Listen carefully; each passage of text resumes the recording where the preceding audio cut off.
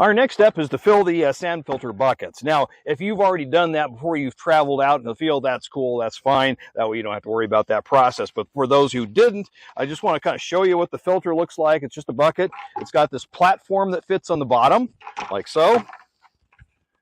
And then it also has a solar screen that fits on top of that. And that kind of keeps the rock material from dropping through, but allows the goo and the water to flow out the side ports of the bucket as well as the bottom here.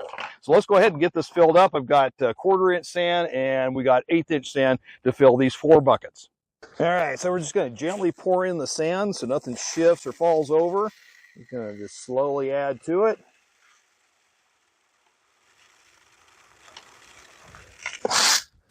That should be about where you want to be. Maybe just a little bit more. There we go. Good. Okay. So I like to see the bucket probably about, 3/4 filled with sand. That way you got plenty of room for the water to pool and also some of the gunk that'll build up on top of the sand eventually. So we'll go ahead and do this to all 4 buckets. The 1/4-inch sand filters go in the first tub. So I'm just going to set that down in here. I like to have the handle so it's kind of pointing forward just to make it easier to maneuver later on. And we'll come over here and do the same for the other one, just like so.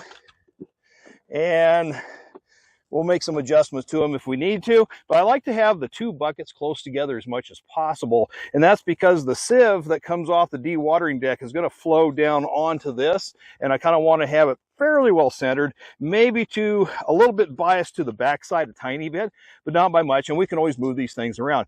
So let's go ahead and put the 1/8-inch in to the other tub.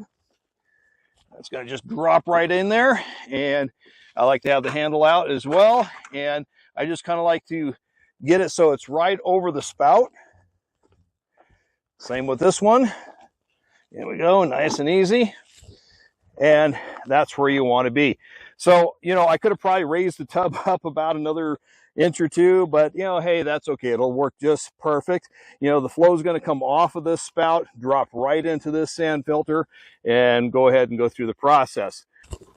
The last filter to install is the pressurized sand filter, and that's what this tub is all about. So what I have here is this piece of PVC pipe that splits into 2 portions here, and I've got these diffusers that are on the bottom. What this does is allow the water to flow through here and then kind of diffuse out slowly in all directions. So what I'm going to do is I'm just going to lay this in here, and I'm going to lay down some 1/4-inch sand, and then I'm just going to kind of stand it up a little better.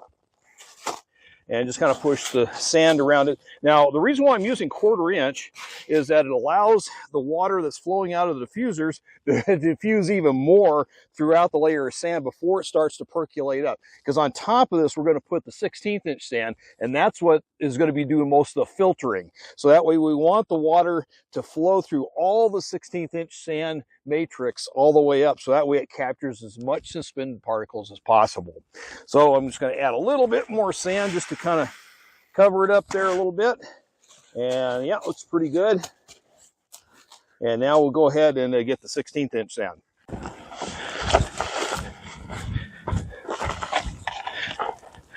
Our next sand is the 1/16 inch. So what we're going to do is something a little different here.